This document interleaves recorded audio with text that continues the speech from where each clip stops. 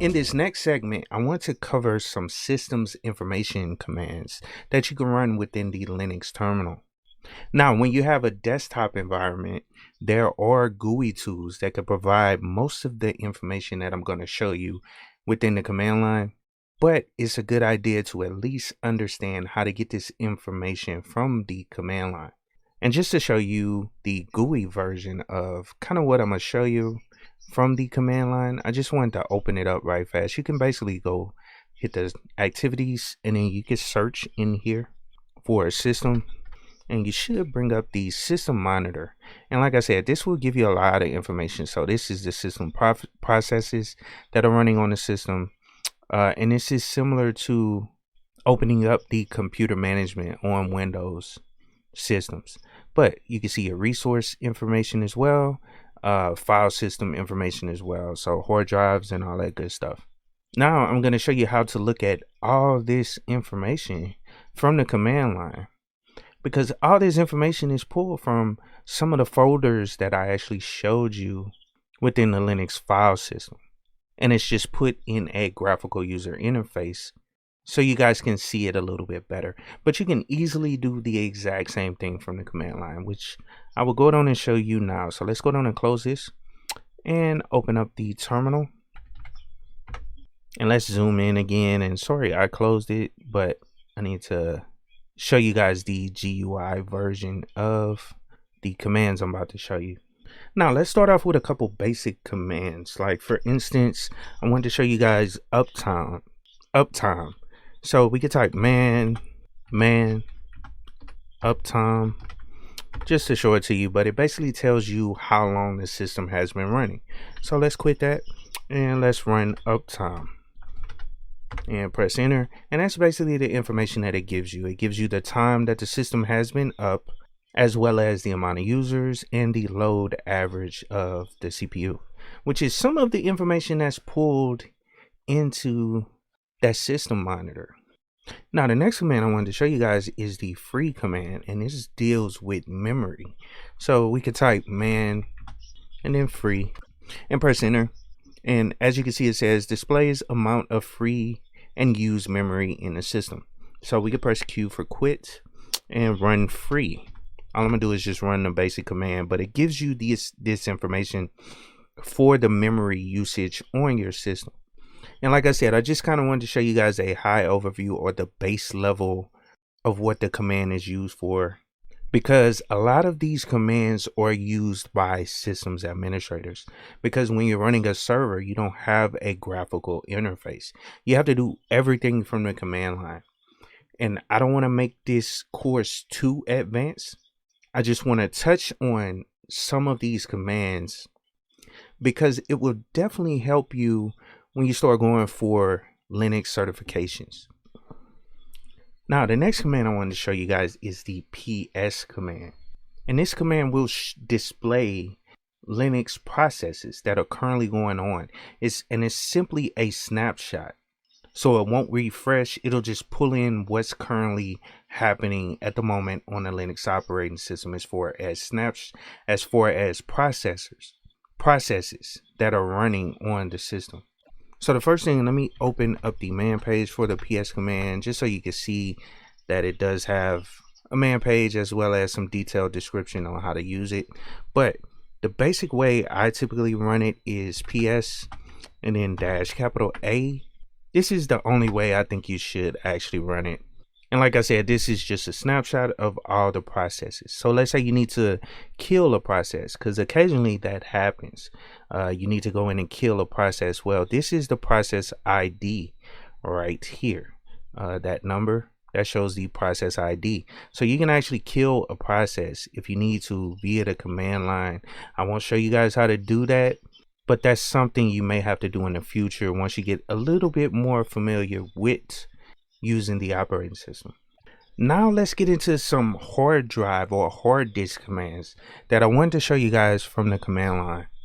And I don't know if you remember, but within that system monitor application, you'll see that it showed some of the disk information and partitions and all that stuff. Well, let me show you how to find that information from the command line if you need it. And the first command I wanted to show you guys was the df command. So let's type man df, and basically this reports file systems disk space usage. So let's go down and quit the man page and run the command. And we could just run it. It has a number of options, but I'll just run it just to show you guys how to actually use it. But as you can see, it pulls in a lot of information based on the disk space. Like for instance, this is the partition that housed the root directory, and you can tell by it being mounted, or the mount location, but it's mounted at root.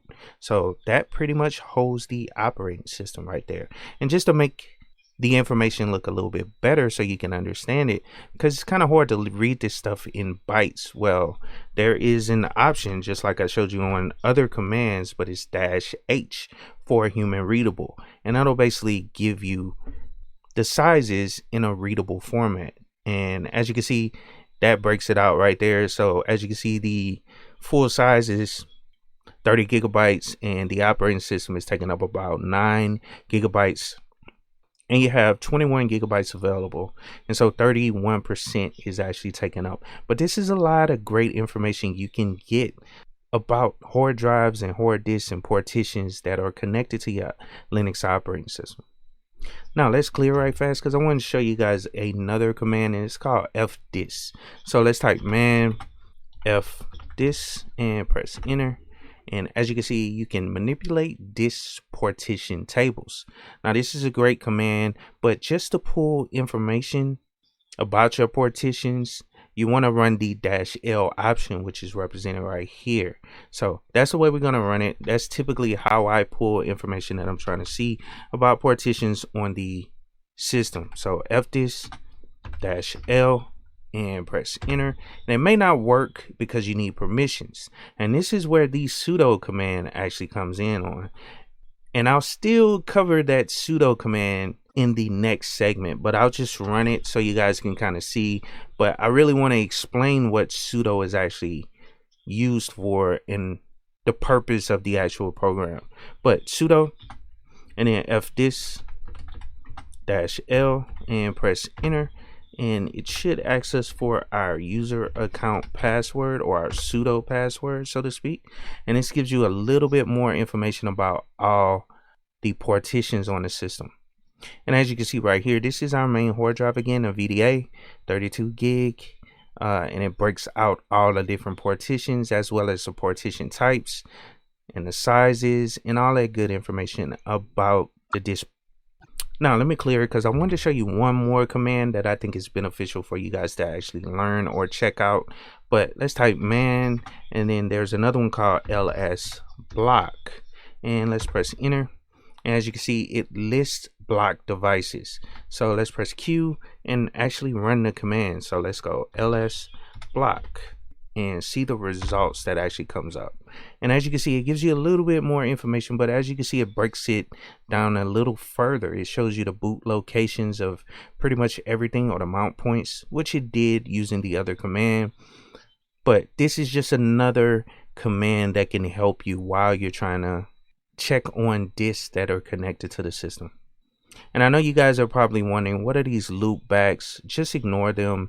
You don't have to worry about it. A lot of times that's just special block devices that are mapped to like normal files, and it shows up as a virtual block device. That's essentially what that is. Now let me go down and clear again. But now let's put all this information together. I showed you guys how to look at the processes that are running on the Linux operating system, as well as the CPU load, the uptime, and the memory information. Well, there are some built-in utilities that you can use to look at all this information just like you would in the GUI version, but it's for the command line. So the first one I wanted to show you guys is top. So if we run man top, this will just give you some information about it, but it basically says displays Linux processes, but it displays more information than what you think. So let's go down and hit Q and just run top so you guys can see it. And as you can see, it will update just like the processes were updating in the GUI, but this is all on the command line. It's a little bit difficult to understand if you don't know what you're looking for. So that's why I wanted to throw in the other one. And the way you get out of it, you just hit Q and that'll drop you back down to the terminal.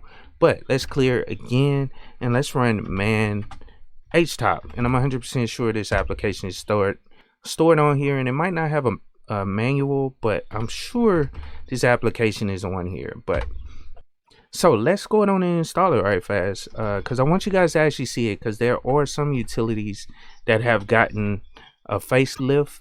And as you can see, HTOP, it has the same word in it as top. You know what I'm saying? It just has a facelift, so it'll look a little better within the command line, and you can get a little bit more information, and it runs pretty much the same as top. Okay, cool. So it's installed. Let's run HTOP. And as you can see, it gives a better representation of what you're actually looking for. And I recommend you install HTOP if you don't have it installed on your system. Most systems come with HTOP installed by default. I'm not sure why Ubuntu decided to remove that, but HTOP is a very valuable utility that's beneficial when trying to troubleshoot applications. So as you can see, you can get out of it using F10 or Q, and that'll exit out of HTOP. So that concludes this segment, showing you guys how to get some systems information from the command line. So I'll see you guys in the next one.